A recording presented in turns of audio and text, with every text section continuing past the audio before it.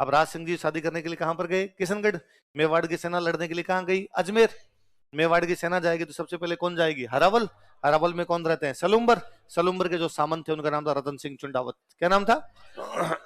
कहां के सामंत है? सलूम्बर मैसेज किया गया कि भाई रतन सिंह जी, राज सिंह जी शादी करने के लिए कहां पर जा रहे हैं? किशनगढ़। और आपको सेना लेके कहां पर जाना है? कहां पर जाना है? अजमेर। जिस दिन रतन सिंह चुंडावत के पास ये मैसेज किया गया, उस दिन खुद रतन सिंह चुंडावत की शादी हुई थी। उसकी जो रानी थी उसका नाम था सलह कंवर। क्या नाम था? सलह कंवर नाम करके उसकी एक रानी थी। किसकी? बूंदी की राजकुमार थी। कहां की राजकुमार थी? बूंदी की रानियों को हाड़ी रानी बोलते। बूंदी में हाड़ा थे तो उनकी जो हो गए वो कौन हो गए आपके? अब जैसे रतन सिंह के पास में मैसेज गया, रतन सिंह ने कहा कि भाई राज सिंह जी को ये तो देखना चाहिए कि हमारे तो खुद की शुभ काम है आज, मेरे तो खुद का ब्याह हुआ है, राज सिंह जी खुद के ब्याह के चक्कर में मेरा ब्याह बर्बाद करेंगे और मैं नहीं जा रहा लड़ाई करने के लिए। ये बात उस राजकुमारी सलह कंवर को पता चली कि मेरे पति ने युद्ध में जाने से क्या कर दिया है। वो समझाती कि ना, ये जो तुम्हारे पास समाचार है ना कि तुम्हें ही युद्ध में लड़ने के लिए जाना चाहिए, ये इसलिए आया है क्योंकि चुंडा जी ने कभी राज्य छोड़ दिया था।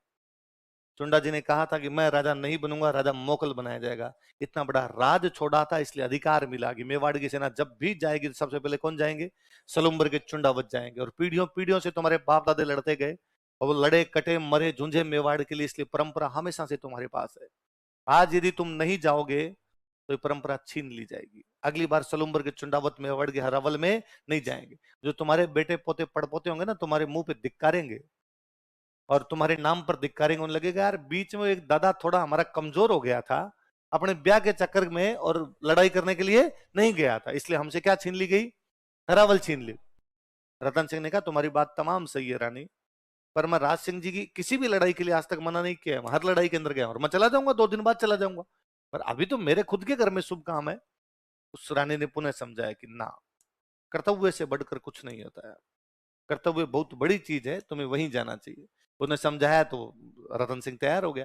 अगले दिन जब सेना लेके रवाना हुए तो जैसे रतन सिंह अपने घोड़े पर बैठा है, पीछे सेना चल रही है, जैसे घोड़ा महल के पास आया, रतन सिंह ने वापस घोड़ा रोक के ऊपर की तरफ देखा तो रानी झरोखों से देख रही थी।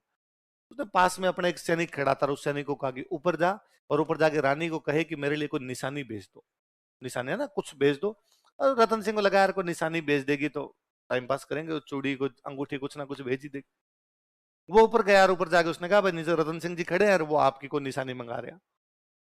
उस 18-19 साल की लड़की को ये लगा, 18-19 का 16-17 की रही होगी, पहले तो इस उम्र में शादियां हो जाया करती थी, उस लड़की को ये लगा, नवविवाहिता जिसकी मेहंदी नहीं सूखी होगी अभी, उस लड़की को ये लगा कि यार मेरा पति जब युद्ध में जाने से इतना सोच रहा है, इस बात की क्या गारंटी कि वहां जाके लड़ लेगा?